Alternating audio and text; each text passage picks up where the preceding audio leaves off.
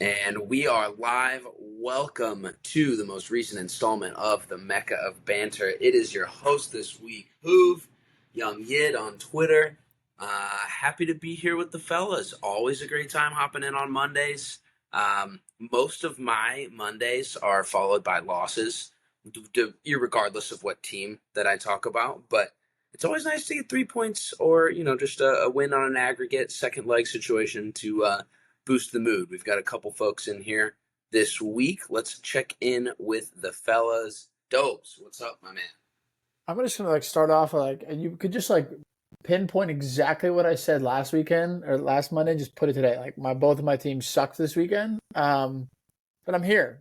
Final is what 9-10 days away, so that's really all that matters. But still here. Love to talk footy with the boys. Can talk some shit on Arsenal. Yeah, good to see you boys. Happy to have you. First Mother's Day in the books. Not for you, clearly, because you're not a mom, but always a congrats again. Just doubling back on that. But Havy, what's up, brother? I'm pumped to be here, boys. Three of the four of us have European finals to focus on in the upcoming days. So why did I join this week? Pumped to talk about it. I think the banter on this episode is going to be real spicy today. Even though Chelsea was absolute shit and City was absolute shit, we're still here. But I think it's going to be a good app. As always, you can find me on Twitter at Havy4. But let's talk. And last but not least, my favorite personal Arsenal fan, the man that I find it the hardest to actually banter as a Tottenham fan, our good friend Winks. I appreciate you and commend you for hopping on this week. I am more than happy to have you. What's up? Hey guys, yeah, I was this close to going and cutting my grass in the rain instead of joining this podcast, but I just cut it yesterday, so it's probably not necessary. No, I'm having a beer, snacking. I'm gonna enjoy this episode in talking about what's to come for us next season and all the incredible changes we're gonna make so that we can win the league next year. Because as far as I'm concerned, everything that's happened and everything that will happen the rest of this season does not matter. You got City suck, man. I'm just sad boy. City do suck, but I will say all of my Arsenal friends that I have talked to this week share the exact same sentiment. Next year's going to be awesome. It's just like I'm Netflix. Stoked. I've had a good feeling every year for the past forever. Next year's going to be different. We already signed someone. And not a striker. Actually, it's like your fourth or fifth center defensive mid. That's huge. Congrats. Maybe the plan's for Marino to just stay up top. I don't know. Honestly, it's worked out a little bit, kind of. Anyways. Yeah, well, happy to have everybody here. Hopefully the lawnmower's not electric. I don't know if that was, if you were going to go out in the rain and just really end it all. But toasters in the bathtub, boys. Oh, but time to talk about our favorite team in the world. We love them so much. We show up week in and week out and pay a whole bunch of money towards the stadium, beer, food, ticket prices, all just to lose. Often, our friends down there at Energizer Stadium, St. Louis City, walks away with another 1-2 home loss to San Diego FC. Before we get into the game, I do want to say you mentioned it a little bit, and it was one thing I wanted to bring up because it really ticked me off. Obviously, the product on the field hasn't been spectacular by St. Louis City by any means. But then you go to City or Energizer Park, and you try to get something to eat or possibly drink there, Let's just get a burger and some chips and a beer for $47. That's absolutely absurd to me. I don't understand why they're charging so much because the product on the field is absolute dog shit. I'm like Dobes now. I probably won't be going to games anytime soon until it gets better because the prices of that food there is outrageous. We're now in, I didn't think it would only take 2.25 years for me to be dogging the ownership. but here we are, boys. This I is know. just like Europe. This is just what football is.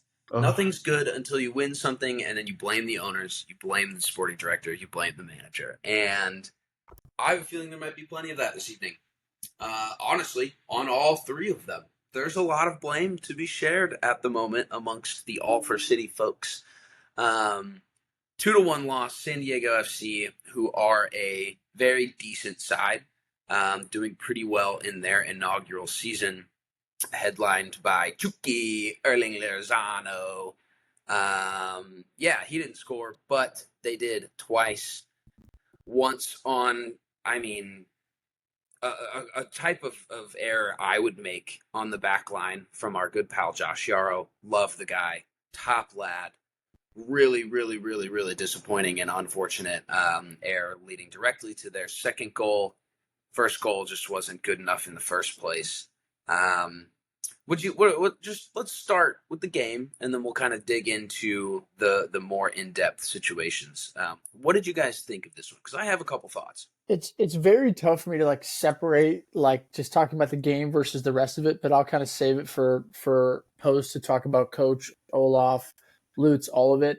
I think, to be honest with you fellas, I think the game was just more the same. I played golf with Hen on Saturday, and we were sitting there the whole day contemplating how many goals we wanted to submit for us to score that night. And it's just like, there was never any faith that we were ever going to pull a result out of the game, which to me is, I think, the most disappointing part. I mean, if you look at the front line for San Diego, like, obviously Chuky's a good player, but like, I thought that Anders Dreyer dude was sick too, man. Yeah. Like, and we just don't have anybody in our team that's even remotely like those two players. And then the lineup itself. I mean, like, when you have Watts, you have Yarrow, you have Hebert, you have guys playing out of position. It was just kind of a recipe for disaster. And I saw some tweets online being like, the XG was higher than there. You know what I mean? It's just like, you don't understand football if that's what you're referring to, because this was just a lot of the same, fellas. Disheartening, uninterested. Took a 91st Kyle Hebert goal, which is a sentence. Which is a sentence that just shouldn't be said ever again. But yeah, fellas, I mean, it's disheartening. I think the biggest thing for me is I keep watching week after week, hoping that something different comes, and it's just the same old every single week right now, fellas. Insanity, brother. Yep, it's insanity. Definition of it is doing the same thing over and over with the same results and expecting a different one. We use that a lot.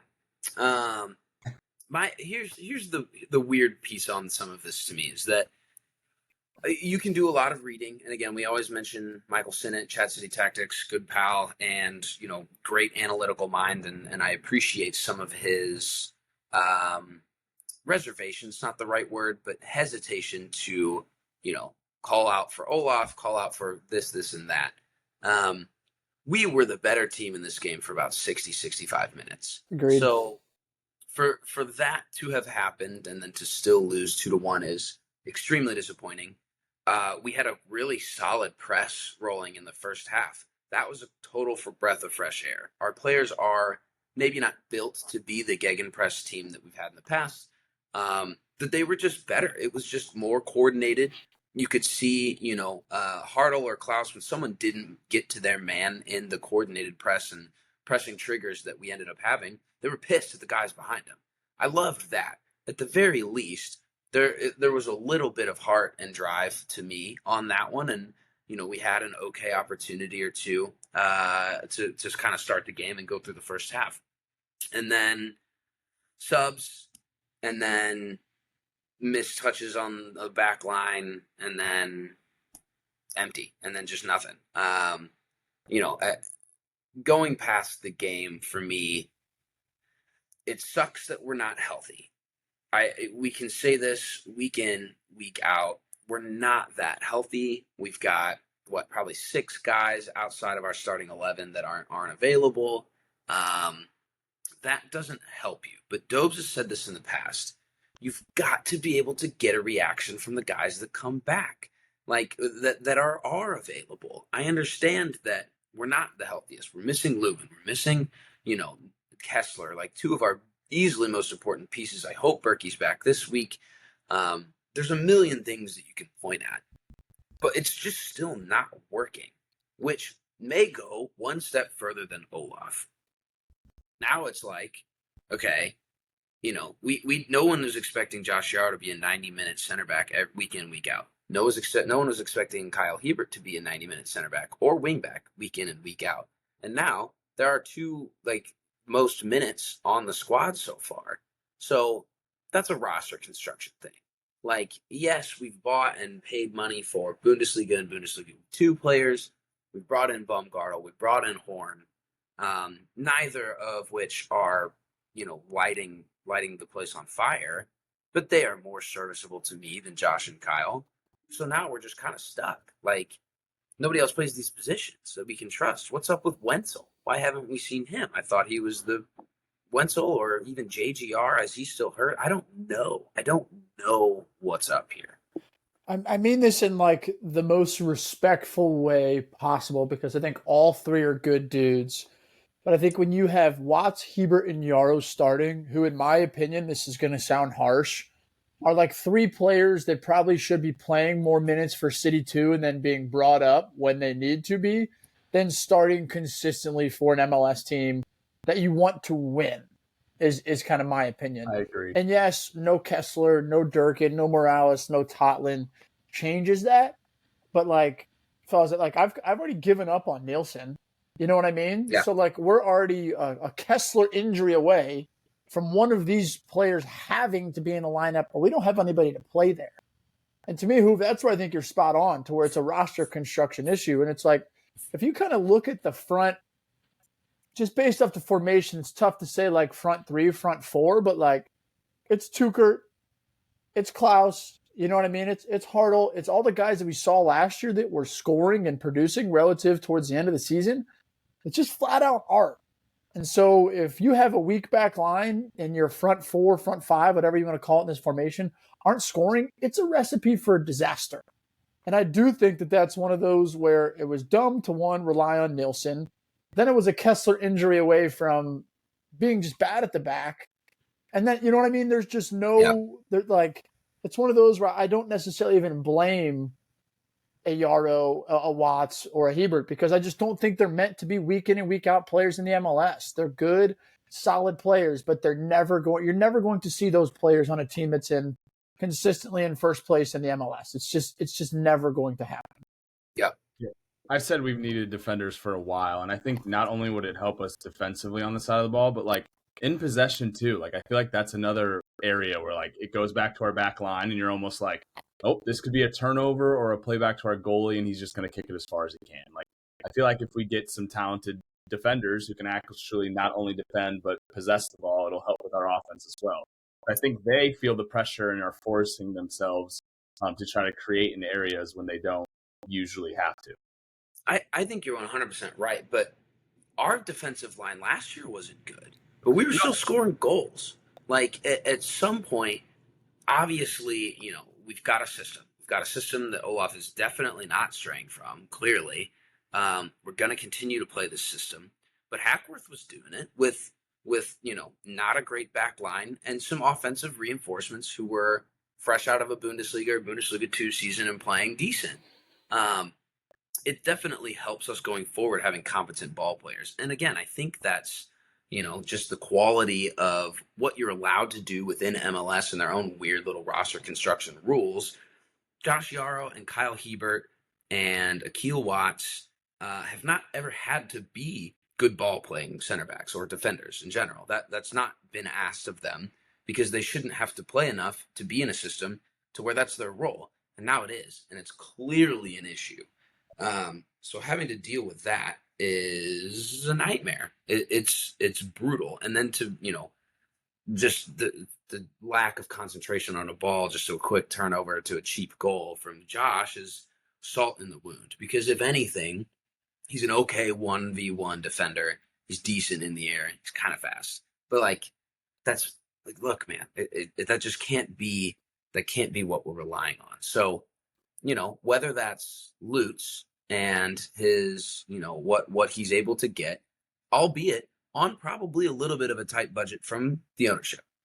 He's not working with millions and millions of dollars. We do not have a high salary cap or a high I don't remember what the term for it is, but we're not one of the highest paid teams in the league by any means, not even close. So there's a percentage of me that's like, okay, what if Lutz had a little bit more money? Sure, we would find a little bit more talent. We would be a little bit deeper. We've not really had depth ever, in my opinion. I think the front half of the field for the first time ever actually does. If Giacchini and Klaus weren't playing, first season, Sam Adeniran, but that's about it. And AZ was not doing it underneath, and we just don't have those types of players anymore because we've upgraded. We've upgraded the front. The back has not been, or at least from a depth point of view. And I don't know if that's what he's has to work with. I don't know if that's what he's willing to work with. And I think my final piece on this game, and I tweeted it earlier today because I went back and specifically watched these two moments. I was at the game. The loudest the stadium got, especially in the second half, was one, when Celia got subbed on, shocker, and then two, not 2 minutes later, Chucky Lozano hits the post, hits the crossbar, ball bounces out, finds Celio just at the edge of the 18. He dribbled 70 yards the other way. He beat 3 players and eventually wins a corner, crosses the ball semi-effectively, shot blocked, corner. The stadium went crazy. They went nuts. So what does that tell you? Like, we want to see that guy play. We want to see Zonde Silva play. Why did we go get a skilled, dribbling, creative Portuguese player from Atlanta if he's not going to be a mainstay? And then even when he did come in, he played through the middle. Like, it's just, I understand you have this style and system and way you want to play, but you're not going to go get a player like that if you're not going to play him, one, in a position he's comfortable with, or two, if he even fits in the system. So if he and Celia don't fit in the system, but they are clearly our most dynamic and fun players, what are we doing? There's a disconnect between Lutz, between Olaf, between ownership that we need to right. We need to right that path and that trajectory and have a game plan. What if it's not working and you're down 2-0 in the 85th, you bring on these two guys, but then what? What changes? Where are they playing? They're out of position. Something with that just blows my mind that the casual fans watching, and they're like, wow, this guy's really good at dribbling. He just beat 2 players and created a chance. We haven't seen that for 86 minutes. Why is it taking this long? Dude, I think when you look at the 11, and even a fully healthy 11, if you take Roman Berkey out, like, genuinely, who are your experienced leaders in the team? Like, in my opinion, there's quite literally zero. Like, I feel like Hartle's the captain because he's probably the best player. Like, Lewin has not necessarily known to have been a great leader. Like, Kessler probably maybe one. But other than that, who is it? You know what I mean? Like, other than that, who is it? Especially in this 11. You got Lunt, who's in for a few games until Berkey comes back. A really young 3, then Baumgartel, Wallem, Horn, Ostrak, Klaus, Hartle, and Tuchel. Like, who's there to pick things up when they're not going well? Period. Like, if Roman Berkey's not on the field, like, where are the leaders coming from? If you look at the best teams in the world in any league, they got leaders all over the place. And this team is full of some Germans and, some just all sort of different backgrounds and nationalities. None are leaders. None are guys that you want to fucking go to war with. At least nobody has shown it. And to me, that's the biggest problem of them all. That's a huge problem. And it's guys that haven't played in the league that have no necessarily desire or right or need or have been leaders in the past. Like, the Hartle's one of our oldest players. Like, Morales is out, and I'm sure Morales is 34. It's just, you're right, 100%. Where does the leadership come from? And Lowen's even been on record of saying, that was something that he improved a lot last year because some of the older guys, Tim Parker moved out, some of these vets that we had kind of at the start of the season, start of the ownership and club, he's had to take on more of that role. And it's not something that he said he's ever really done before. So, that's good and something that you want to hear from, one of your highest paid players, easily one of your best players, your engine, your 8, your rock. But it's like he kind of just he just was thrown into that. So you're dead on. There's nobody that's been in this league for very long to have the wherewithal to be like, all right, this is what we need to do. This guy, we should press on. There's no field generals outside of Kessler, in my opinion. I do think Durkin will be even though I think Durkin is not the best on the ball, he's an engine. You know what I mean? Right. He's been in the league, he's been there, he's done that. Like just to add that sort of personality and like a little bit of oomph in the midfield. Like we don't have any of that from anybody. And all these guys, it's their first time playing in the MLS, trying to figure it out. It's Olaf's first time coaching in the MLS, trying to figure it out as well. Like it's where you see the random, like I always call them like the U.S. men's national team, like outliers, like the Darlington Nagbys of the world that have always been in the MLS. No matter where they go, it seems like their team is good because they just have been there and done it in the league. And we have nobody on our roster from top to bottom who has been there and done it before. Aggravating. Yep. I mean, just really aggravating. We squeaked out a 2-0 win against Union Omaha earlier. Little dicey for a while too. It was. I was little dicey for a while. Not convinced by any means. And we played a pretty solid lineup. Like I think Olaf knew that we had to because it was gonna be the situation where we were gonna have to run them down towards the end of the game. We just got the fitness, we've got the legs, we've got the players, and we also needed this. We needed some sort of confidence coming from that. But we got a Zelensky volley that looked pretty good, and I think it should have been saved. Personally, 100% should have been saved. Should have been saved. It looked cool, I guess, from It was also a second. He had one earlier, like same spot, and he put it like barely over, and literally the same exact thing fell to him twice. He put this one goal. So that was cool. I was glad to see him get his first, professional goal, and maybe, call me crazy, we see him rotate in the league sometime. I don't know. I'm willing to have a wing back that's willing to take that opportunity, take that shot, give it to the hungry college kid. Like I'm in on that. And then Klaus scored a good tidy finish with a combination from Seti. But the fact that I'm even mentioning those guys' names in the 85th minute of a USL team opponent is where we're at the moment. So I'm gonna call it, fellas. Wednesday night must win. Must win. We no other way. Sporting. No, we play KC Sporting midweek on Wednesday. It's gonna be rocking. It's must win, fellas. It's must. The stadium's gonna be jumping. The fans are gonna be up for it. I can guarantee you that the fans will be up for it. I'm gonna be there. It's crazy to say we're 12 games into the season. What do they play? 34, 36 total or whatever it is. Yeah. It's like I think I was looking earlier. We're like technically 6 points out of a playoff spot. But like if we don't start to like win games, fellas, it's one of those where you're playing the rest of the season just hoping teams in front of you start to drop points again, which is the fucking worst place to be as a fan. Carolyn Kindle said this at the beginning of the season. We have to make the playoffs. Yeah. So, I'm not ready to say Olaf out. I know there's guys on this podcast that are. I think, and I keep saying it, dude. I'm not standing on my own business here. Got a couple of games. He's got a couple of games. Let me see. The problem is like everyone's like, well, we're not healthy. One, you should be able to, as a manager, get guys to perform outside of... Motivate your team. Motivate your team. That's number one. Number two, we didn't exactly see some stellar stuff when the team was healthy. We're not talking world beaters here. And, everything was all fine and dandy because the squad was decent and fit. So that's the weird line that you have to tiptoe. Is who comes back when? What boost do we get? It looks like Durkin's late May. It looks like Tottenham's late May. I'm expecting Berkey to start Wednesday. Kessler early June. Mid-June. It's just gonna be the break again, right? It's just gonna be the Leagues Cup break or whatever the hell we're doing this year. Everything changes every year.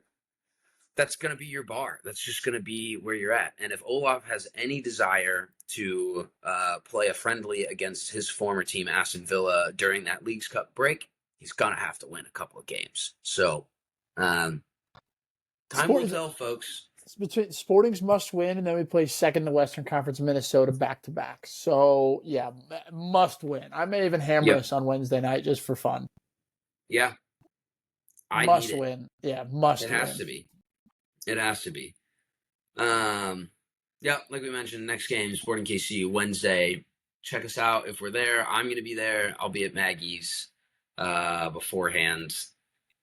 Just really hoping for the best, man. Just rough stuff. Anyway, what's next on this list here? Champions League. We had some big European competition this week, which you want to talk about a complete 180 from watching St. Louis City. I saw some of the best football I've ever seen in both legs of both of these ties, to be fair. Like, I even I'll give Arsenal some credit. If they bag one or two in the beginning of their game in Paris, talking about a totally different situation. But leading off earlier in the week, Inter 4, Barca 3. Inter go through in extra time. This was peak football. I was telling friends that don't really watch soccer, I was like, yo, if you've got a half hour, 45 minutes right now, this is what it's about. Like, this is why people get so excited about this Champions League stuff. It was an absolute electric factory. Which one want to talk about first? Barca? I was saying Barca. Yeah. This is one of those ties you didn't want to end, fellas. Like this, yeah. I could have watched fucking 90 more minutes, 120 more minutes, like you name it. I do think Inter's really good. I do feel a little bit like the footy world got robbed of Barcelona PSG, because I think that could have been like 10-10. Like I think that game could have been insane. But then again, Inter's really, really fucking good, man. 7-6 on aggregate. 7-6 on aggregate is insane for a Champions League game, especially with Inter being known for their defensive style. And the semis. And the semifinal. Not even a. But I don't know, fellas. This was one of those. I watched both games, all the games, and then I've gone and watched both games highlights like a couple times. Yeah, it's impressive for me on an Inter side of things. They never sacrifice their values. Like, they just found a way to do it, and are so clinical when they get it right. So, bro, Jan Sommer, fucking unbelievable. I was about to say, bald. I think Dobes, you said it, something about, or I might have just heard this or saw this on Twitter, something about how they got 60 million for Onana. 65 million for Onana, and then got Sommer on a free is insane to me. Like, that is absolutely insane, because that man stood on his head. And I was going to say, like, this was one of those games where, like, it's hard to even pinpoint one spot to even talk about. There were so many, like, notable things that happened during this game that, like, we could go, like a penalty that they didn't call on Inter, and then Barca goes down and scores on, like, the literally next play. Like, there were so many, like, historical moments in this game that I thought were so fun to watch. I absolutely loved it as well. A center back, like, in the box to score a goal. What's the polar bear doing in Texas, bro? Like, he was so also. All right, so if I do have a point to pick on, Barca's decision making was miserable, dude. Like, some of the times that even Yamal could have dribbled to the corner, held out. Nope, turnover, swing the ball up, Dumfries cross, and then, Eric Garcia was completely lost on the post and just got walked by a Jeremy, the other center back. Like, how did that position even happen? How do you get there? It was, mental mistakes from a Barcelona point of view totally lost them that game. But also, Inter are just so good, dude. They're just disgusting. It, like, goes under the radar. Like, two Champions League finals in 3 years is insane. Like, nobody's really talking about that. They're just kind of cruising there, and then again, nobody's surprised either, to be honest with you. No, I don't think I think every time we've made predictions throughout this entire Champions League race, we just keep calling Inter a dark horse. It's just like, maybe they're not. At one point, maybe they're actually just really one of the best teams in the world. I think they need to win one. I will say, though, fellas, like, there's not a lot of words that we can keep using to describe Lamine Yamal. Like, even with the decisions, like, of probably should have gone to the corner instead of fucking ripping one, hitting the post or whatever he did. But dude, he's phenomenal. Like, but there are certain decisions that players that young make that you're like, Right. okay, like Yeah. that's like a thing that will come with time, and experience. It's his first Champions League semifinal. And in the form that he's in, he could have easily bagged it. Yeah. Like, he could have tucked that, no problem, killed the tie, game over, walk out, an absolute legend. And he's still a legend. He's 17. But his age for sure factored into that one. And then we He had played a- Rafinha on the other wing. Yeah. Yeah. On the other wing from Leeds, who is now Oh. tied for the most Champions League goals and assists ever with Ronaldo. Disgusting.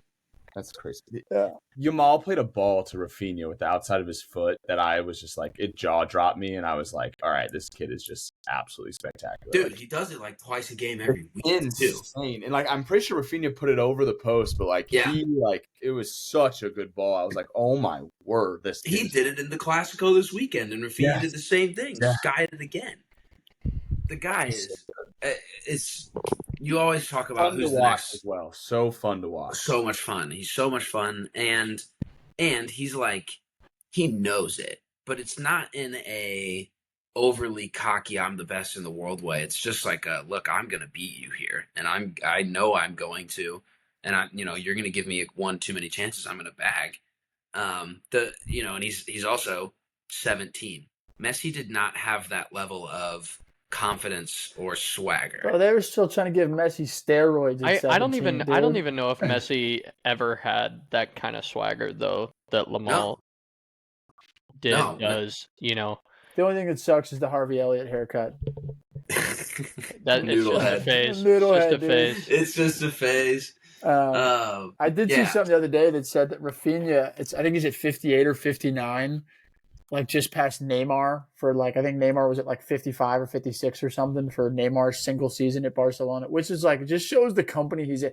And for me, I think he's going to win the Ballon d'Or, especially after what he did this weekend in El Clasico. But like, just crazy the fact that he is where he is now. But I think Barcelona wouldn't be where they are without him. No. Yeah. The fact that he played with Leeds, dude. And if they win the Champions League, I think it's not even a discussion, Dobes. But I feel like now there might be some I think they're gonna win La Liga, and then they've already won the what's it called, the Copa del Rey or whatever. Yeah. 2 trophies to 1. And now I'm pretty sure I've seen too that Yamal's the second highest odds behind Rafinha. Like, how can you have 2 of the top That's contending crazy. players on either side of your attacking 4? That's And not ridiculous. be in a Champions League. Not final. be in a Champions League. Who would have guessed the guy from Leeds, when Leeds is almost getting relegated, that he's going to win the Ballon d'Or? Like The same guy that walked on his knees the entire length of the field after Leeds stayed up is now about to win a Ballon d'Or. Ballon d'Or. And next year it'll be a guy who left United to go to Betis, and to be honest, he should be in the conversation now. if he left United at the beginning of the season, maybe the Anthony. That's a Ballon d'Or. I think he deserves his own episode at some point for us to just dive into we need Henry on and his therapy mindset. We really need to just dive into what the fuck happened to that guy and where that came about a remontada.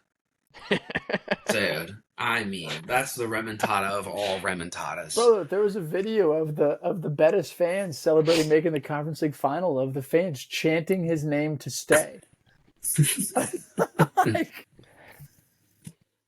That's insane. The other side of the Champions League semifinal ended with a 2-1 PSG win over Arsenal in Paris. Hoisted by some Donnarumma magic. He's insane, man. He's insane. The fact that we're talking about one game that went 4-3 and a 7-6 tie, Sommer doing it on his own end, and then the other flip side, Gigi Donnarumma doing it in his own right as well. And I think even more impressive than Sommer. In a 3-1 aggregate. In a 3-1 aggregate. Like, there's a lot of things to talk about in this one too, but I think it can start with Gigi. It's Gigi, right? Do they call him Gigi? Donnie? Donna? Yeah, I'm not really sure, but I think so. Because whatever. I was mixing up my Italian keepers for a second, but He played so well that Arteta literally in his presser said that they were the better side, and he was the only reason that they won. So let's talk about the game before we get to Mr. Lego Head. I've got that on my list. Oh yeah, we need to eviscerate him. Arsenal, that. Arsenal, in my opinion, and I think a lot of other people's, were a very, very strong side and could have won this game. I agree. For sure. I agree. No question. First 10 minutes was a barrage, and it was Donnarumma that Right. did keep them out. End of the day, dude, PSG just have killers. We talk about this all the time. They've just got demons, dude. The match winner after match winner, man. And what have I said every other week since last summer? We don't have that dog in the most important position. And to be fair, those dogs didn't even score this game, bro. We're talking about Fabian Ruiz. For Ruiz, it was his first ever Champions League goal. Hakimi up from the wing. Just that's a not screamer. That's not out of his wheelhouse. Not out of character. But we're not mentioning Doué here. We're not mentioning Dembele. We're not mentioning Barcola. We're not Vitinha missed a penalty. I mean, I do think that there's one way that I will sympathize with Arsenal. I won't even say the fans, but I think that the Champions League format needs a change in the fact that it makes no sense for Arsenal to finish third in the Champions League table and then be away in the second leg against Real Madrid and at PSG. It just makes, like, what's the point of finishing higher in the table if in the second leg you're away both times? Like, that doesn't make any sense to me. Like, going back, that game being at the Emirates, like, down or even tied, is a completely different tie, in my opinion. Like, what's the incentive to finish higher in the table? Mm-hmm. What determines the leg? I have no idea. Structure. I have no idea. I don't know either, but PSG, PSG was like barely squeaked even making they were it to the 15th in the table. Yeah. I don't know. Well, Winks? Yeah. It's easy to say looking backwards, but I'll say it anyways. And let me finish the sentence, Nick. We were the better team in both legs, outside of the most important factor, finishing. Therefore, we were not the better team. But, we were the better team, which makes it sting that much more. You just talked about it. PSG is so attractive to play. They're fast as hell, flashy, ruthless, and Donnarumma is a giant. But the two things I want to say about this game, and then look forward to next year, is both of their goals, albeit all three of their goals, but both of their goals in the second leg were very avoidable mistakes. The first one, we should have closed the defender down a lot quicker, and then the deflection probably doesn't happen, and they don't go up 1-0 in the first half. Second one was just absolutely sloppy possession that, against any team in the Champions League at all, but especially against a team like PSG, you just cannot do. And then the only goal from the first leg was an insane volley from Dembele that I'm confident would probably not hit that again in another 9 tries if he did. This goes all the way back to the confusion in our fucking front office back last summer, and then back again in January of this year, without a sporting director, failing to address what's been the biggest issue in our starting 11 since Christmas of 2023. Signing a fucking striker. We haven't had any striker or winger score more than 25 goals in a season since Thierry Henry in 2004. And I think I speak for a lot of Arsenal fans when I say that, like, this pattern of being better without winning, we are so fucking tired of it. Whether it's true or not, like, doesn't matter if you're the better team. You're not the better team flat out if you're not, winning games or winning enough games or winning trophies, whatever. But looking at it from the eye test and from statistics, like, I'm so tired of looking and playing better, but then not having anything to show for it but 3 consecutive second places.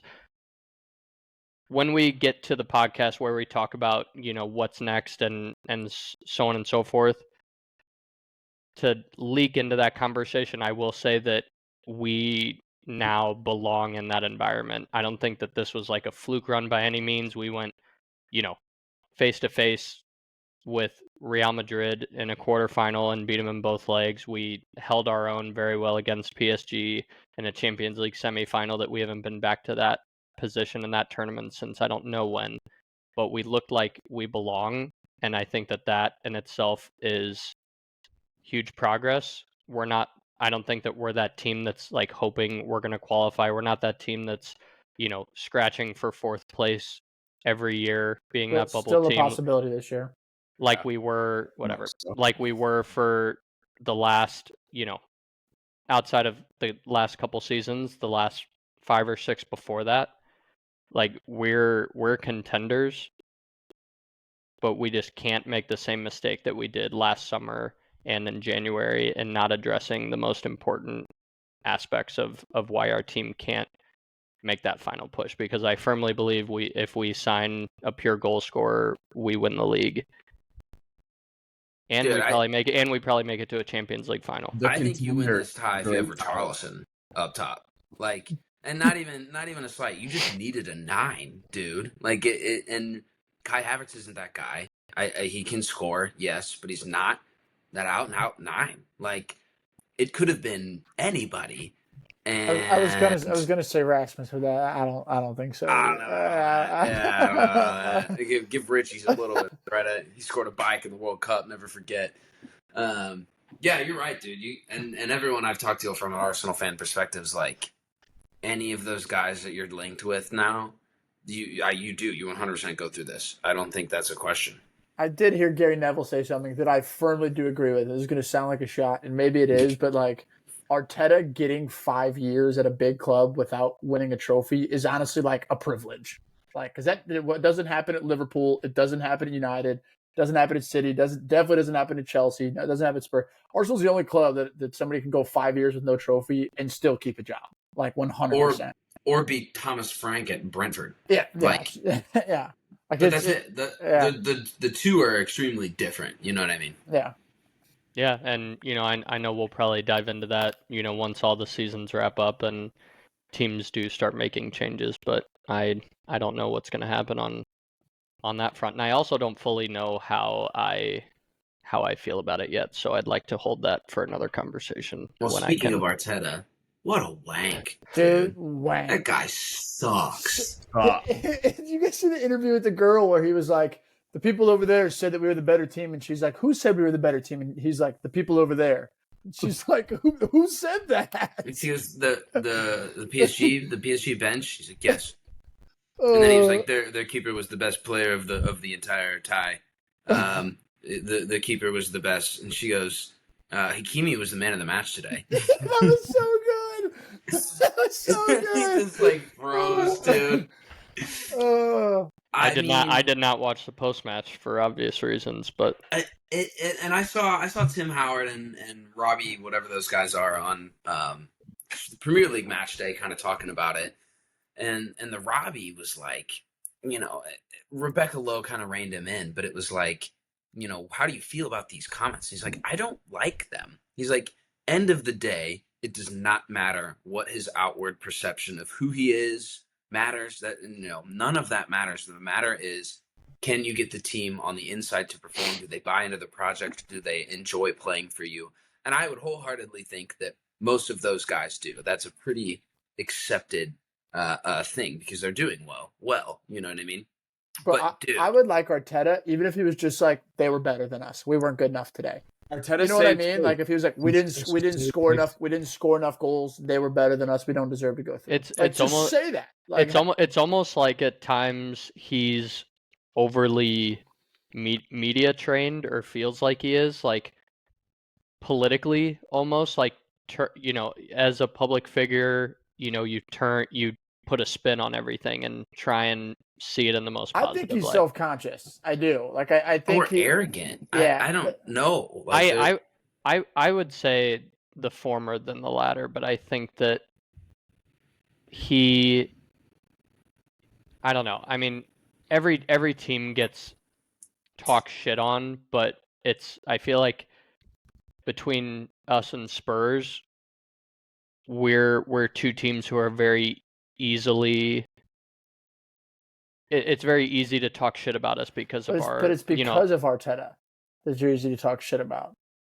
Like if if Pep Guardiola was your coach, or if Ancelotti was your coach, or if somebody that was had a title. You three donkeys would still find a way to do it though, and so if you three can do it, imagine what an entire country of Brits but I would be more like. so mean it's like there's even coaches that I hate. Like I hate Arne Slot, but he even sometimes in interviews is just like, he's a reasonable guy. Yeah, that's what I mean. It's like, and he hadn't done anything at Liverpool yet, and he was still like that. Like Arteta's been there 5 years, hasn't done anything, and is still like that. And maybe that's just publicly though. I think that I just kind of explained it, but it's a very common thing when you're a public figure to do that. And I'm not saying that, every coach is exactly like that or every coach is the exact opposite. I think that for the most part, a lot of them are blends of that. But there's one coach, and I saw somebody else say this, so I can't take credit, but there's one coach that is allowed to have this level of arrogance, in my opinion, and it's Jose. But it's because of the things that he did. Like, Arteta's come in and done a great job. No one is going to discredit where he brought Arsenal from when he started to where they're at now. But he's not allowed to be like that towards the media members without having something to show for it, without being like, this is why we were the better team. We did it last year. We did it the year before. He's like talking about we had more points 2 years ago and the year before that than Liverpool have right now, and they won the title. And I saw the Paddy Power tweet. Nobody else is thinking about. The Paddy Power tweet was like some week from Mikel Arteta claimed Liverpool won the league with fewer points than Arsenal that had the last 2 seasons, and then said the Gunners were the best team in the Champions League this season. He's just ingrained in their culture already. That's how I think it is. I still think I talked to one of my friends. I was like, what's next for him? And he was like, you would be deranged to let him go. Like, you'd be an absolute fool to sack him right now. And I would agree compared to where you started and where you're at. But it's gonna hit a point. I did see the AFTV guys where they were saying that next year they have to win something of meaning, a Prem, a Champions League, like even an FA Cup 6 years into the plan is not good enough in terms of where the project's at. Like Champions League semifinal, like finish second, probably second or third this year, like an FA Cup. It's not like an Eric Ten Hag situation where it's going to save his job. I don't think it will. This says more about Tottenham than it does your situation, but we fired Pochettino not 5 months after a Champions League final. Like, he had a ton of time to prepare for it too. Yeah, it did. We were 10th in the league, and that was the firing point? That was the decision? All right. Everyone feel good about that? No. Constructive. It was pretty positive, constructive. Makes me feel better, that's for sure. It was a great hate watch. Yeah. Fucking fantastic. It's the easiest one for you guys. It is. Way too easy. For sure. Yeah. You're right. On to the Thursday, folks, in the world. The rest of us had matches. We all got the job done. I don't need to spend too much time on Spurs going to 8,000-seat stadium, Arctic Circle, Bodo, Glimt, playing on a plastic turf that, I don't know if you saw pictures of the field, but like parts of the field on like where the corner flags were like wrinkled like a carpet. Like, it was actually one of the worst pitches I've ever seen, even from an AstroTurf point of view. They get the job done. Really, I don't need to sit and dive on that too much because it was an Ange masterclass, which is not something that I could or have said very much in the past outside of the 4-1 City win. They sat and defended. We knew they were going to have to attack. It was 3-1 in the tie. They sat and defended. They defended really well. You get a corner goal. You get a Pedro Porro definite cross in the net. And you move. You play in a harsh environment. You feel good about the win. Now it's a final. And that's the only thing that I can even say towards that, because the game was really not that fun or worth watching in general. But You do it. You did it. You've made it. Now just go and win it, man. That was the hardest part for me. But Dobes? Same. I don't think there's a lot to say. I mean, we made it a little nervy there for a little bit, but I mean, finishing the tie at 7-1 on aggregate to the best defensive team in Spain is nothing to like be ashamed of. I think Barca scored only 4 goals against them in 2 legs. Real Madrid only scored 3 goals against them in 2 legs this year in La Liga, and we put 7 past them. The first half was a little nervy. I think a lot of it was just the emotions that come with the game. I never didn't think we were going to go through, but I just knew that they were somehow Bilbao was going to score, and I do think Onana should have had it, even though it was a great strike. I think he probably could have saved that. But yeah, I mean, through to the final. That's what this team has been able to do over the past couple of years. It's just we have guys that aren't. We have a team of players that hasn't been able to perform great necessarily in the Premier League, but just finds ways to go deep in tournament football, and from an FA Cup to a Carabao Cup to now the Europa League. I'm happy. I'm ecstatic for Mason, even though I think he's probably. I don't even know what the fuck to think of him because he's not going to leave, but I don't think he's going to be any use for us over the next couple of years, especially with Cunha probably coming in. But it was very, very cool to see him get his moment, score his first goals in Old Trafford. Kind of a wild rogue, random, quick slip in there, but yeah, continue. Cunha's going to happen. It's going to happen, fellas. It's just, Fabrizio already gave us that it's like 90% complete. All they're doing is personal terms. When you're big, you're big. When you're broke too. So let's see if that comes back on you. 17. As soon as we win next week, there's an extra 100 million right there, my friend. But yeah, we're through to the final. Confident as ever. This team just finds ways to win games, Except in the Prem. Look at last year. We lost to City. We lost to City all 3 times last year that we played them. Then you get to the FA Cup final. Big clubs are big clubs. Whatever. I don't share like the confidence. Important one. They haven't. It's great. One of your guys' club is going to be in the Champions League next year after the performance in the Premier League is like. This is I was Googling this earlier just because I was curious. This was never a conversation until it became Man United and Tottenham, by the way. Like never in a million years. If it was any Premier League 2 teams that were in a there's teams in Spain there's teams in Spain that have been asked that have won the Europa League, and everybody's like, "Oh yeah, they deserve it." They deserve it. Same league that are both in 17th and 16th. That's never happened. Oh, you poor guy. You gonna be okay? It's only worth unbeaten team in Europe. So how can you say that we don't deserve to be in the league that's in Europe when we're the only unbeaten team in Europe? Because none of the other Champions League teams dropped down. That's why. But at the same time, what's the point of playing in it then? I'm with you. I'm on your side. You know what I mean? What's the point of the rules then? No, we're okay with it. I'm just saying the fact that you don't think that is wild is hilarious. If we were asked in Europe too and we somehow squeaked there, then I would think it's wild. But we have not lost in Europe this year. We're the only unbeaten team in the world in Europe.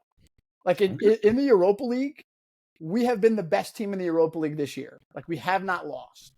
It's like that's what I mean. It's like, and part of that is then maybe I'm wrong with the whole Prem was ass this year. Maybe we were freaking phenomenal. But then think about it. Think about the fact that when we have no chance at 4th, we've been prioritizing Europe for months. Yeah, no, I agree. But also, I'm just saying it's never happened in the Europa League where the final is 16th and 17th place of the same league. Yeah, it is. For me at least. It is 0% a shot at either view. I just loved the statistics behind it, but they said the lowest that 2 teams in their domestic leagues had ever finished prior to this year was in 2010. Atletico Madrid was in 9th, and Fulham was in. I don't even know. What did they Fulham play? was in 12th. What did they play in? This is Europa. Yeah, Europa League final in 2010. Oh, was that back with Dempsey? Yeah. Yeah, that was Clint. So it's not a shot. It's just regardless of what the 2 teams it is for it to be two teams right outside relegation, despite being like 20 points clear or whatever Spurs are, you guys. That's just crazy to me in itself. But it also makes a lot of sense knowing that teams that have injury problems, like I think outside of us, your two teams were like right up there with the most injuries in the season. But when you think about it from the perspective of like we have enough injuries that we can't fully, play for two titles, didn't start off hot enough for the Premier League, like yes, I would put all my dogs out for a title that we could win. This peak scenario, and I'm going to say it again, Nikki, is we beat Chelsea on Friday, which Chelsea's. It depends on the day what Chelsea you get. So like it's not out of the realm of possibility. It's not out of the realm of possibility. We beat them. We beat Chelsea. We beat Spurs. Chelsea's in Europa League, and Mason Mount makes it into the Champions League. No, the part that you said to me was if he plays against us, brother, what would be smart is for Amram to bring him off the bench and not give him that pressure of going back there. But like, I also think, see, that's the thing I disagree. I think if you want Mount to do it, you start him. He plays 90 and he puts on a match. I do think they're going to rotate heavily before next week. Like Bruno Fernandes might not play. We'll see. Like Spurs already rotated like crazy this past weekend. Yeah, they for a conference full league final. Do you need to rotate in the conference league? Yeah. Got the youngsters playing. We got 16-year-old Reggie Walsh getting full 90 minutes, brother.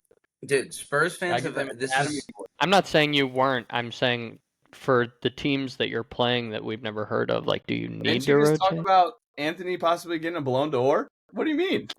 Anthony, did you guys see the stat that Anthony is the only player ever that if they were to win the Conference League and we win the Europa League, he would get get two medals? Yeah, that's insane. That is wild. That is wild. I didn't know that. I didn't even think about that.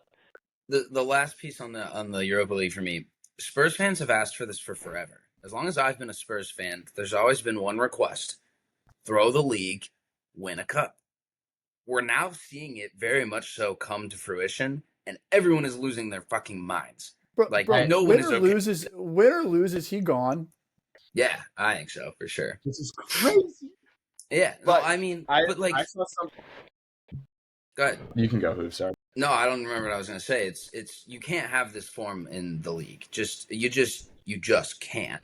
And I do think, I don't want to say he's out of his depth, but I was thinking about this. Some of his greatest success has been with Australia in cup tournaments, and he did well with Celtic in the Champions League for, however long that they were in it. And obviously he was going to win that league, no problem. But he's done really well in cups. This is, he could be a perennial international manager going forward after this. And I think he'd be really, really, really good at it. It's shown that the difficulty and length and demands on a squad for the entire course of one season plus European competition may be a little bit out of his depth.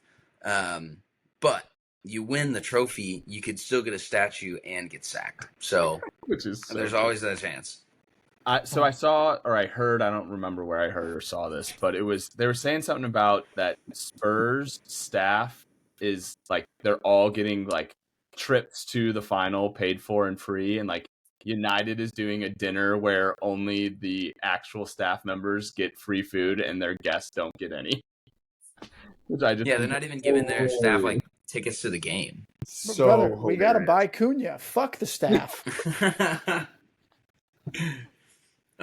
Nikki, you beat Djurgården or something. You got anything on that, or you just want to touch on Betis in the final?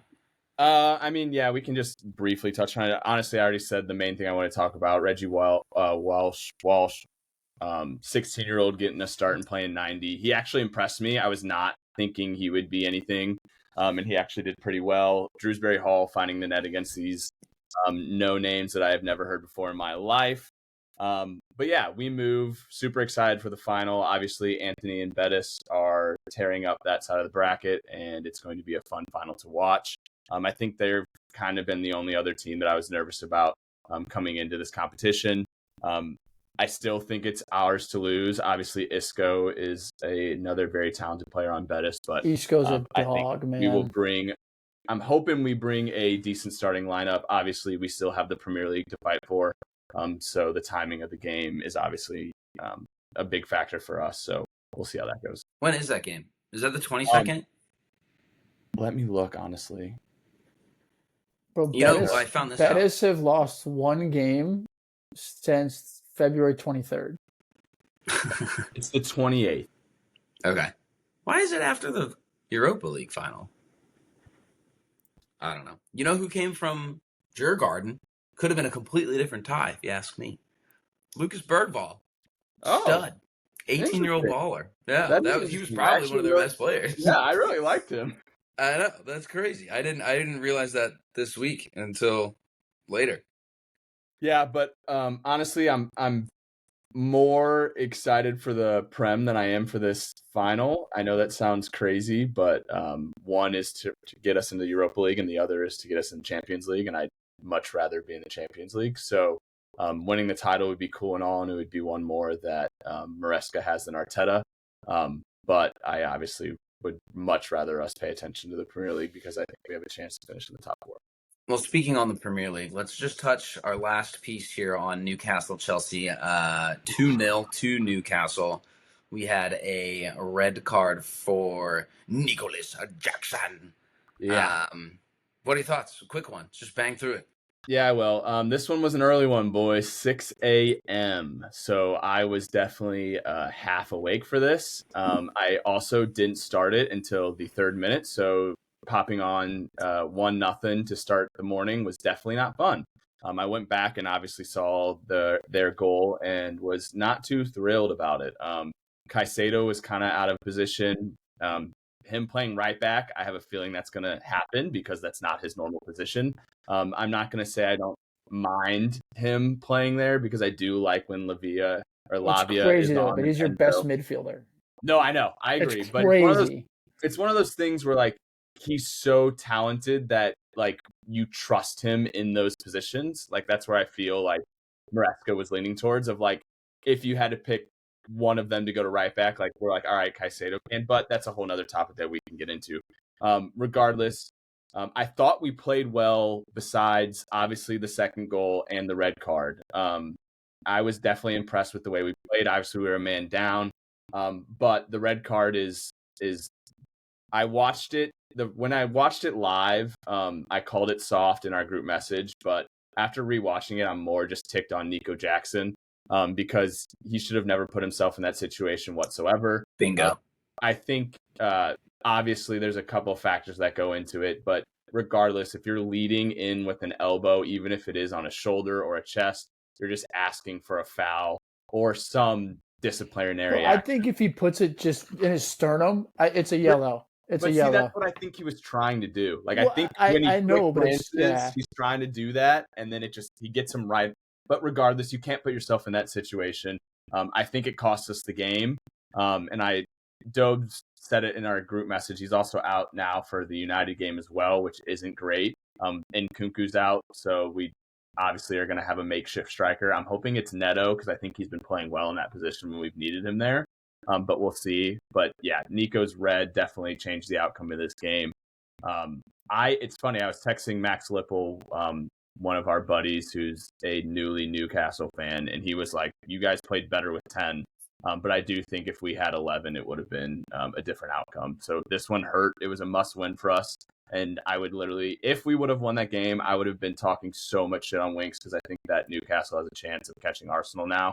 But yeah, so we'll see. You're about to be a United and Spurs fan. I mean, obviously you want to beat us, but Spurs plays Villa and then we play Villa. Well, honestly, we have our own destiny with Nottingham Forest. Like, be real here. Your guys' game is important to us, but I think even if we don't come away with points, we still have a chance of finishing in the top 5 with the game against Nottingham with a win. So I think it's kind of on us. Isn't it at the City Ground? It is. Damn. Yikes. Did you guys see the Forest owner down there yelling at fucking Hey, we didn't even touch on that. That's crazy. Wild. So I will say he's been getting a lot of stick on it, but I also I fuck with it. Like, are you kidding me? An owner that gives a shit, that like actually cares in the play and like gets that animated about a call or like a decision. Like, yes, obviously there's time and place to do it and not on the pitch in front of everyone, but like the owner actually cares. And I like feel like a lot of our clubs, we can't really say Dude, that. it was funny because he was like yelling at him on the field or whatever he's saying. And then like 2 hours later, he posted on socials like, congratulations to us for being back in Europe, guaranteed Europa League. You know what I mean? It was just like So odd. Yeah, And so odd. Like, yes, he spent a lot of money on that squad, but let's not act like Nuno is not completely outperforming what 100%. anyone expected out Yeah. of them. Chris Like, Wood, man. Chris Wood is, and to be fair, Chris Wood's been one of the better players, but like the rest of that squad, albeit good and money spent, the Champions League, brother, there's not one pundit on the planet that would have had them fighting for a top 4 spot this year. Yeah, but I will say that tie, and I don't know if you guys actually like saw what happened, like with the substitution, why he was yelling at them, like that was crazy and so big for us. So I'm happy. I've got a meme somewhere on my phone of an interview when Nuno's at Spurs, and he started with, "I don't consider myself to be a very good manager," and then he goes into some reason as to why he's an okay manager, but that clip was screenshotted and posted everywhere when he was a Tottenham manager for a long time. So they booed him off when he subbed out Lucas Moura one time. That was the last straw for Spurs. He does make some questionable decisions. That is 100%. But yeah, I think that wraps us this week. Thanks for joining us. Follow us on socials. Next week we're definitely gonna throw together a combined Spurs United 11. It's just gonna be a whole bunch of mid, but worth chatting on with the final next week. Socials, TikTok, Instagram, Twitter. We're always active. We're always around. Give us a shout if you're ever around at Maggie's pregame for St. Louis City. I for one, am almost always there at least a half hour before game time. Got to get the citywides in because they don't sell many citywides in the stadium. I think that's broke. Another piece that I am mad at Caroline Kindlebats about, but less to do with what's on the pitch. But yeah, appreciate it. Good one, fellas. Tap in next week, and we'll talk to you. Cheers, boys. Cheers, boys.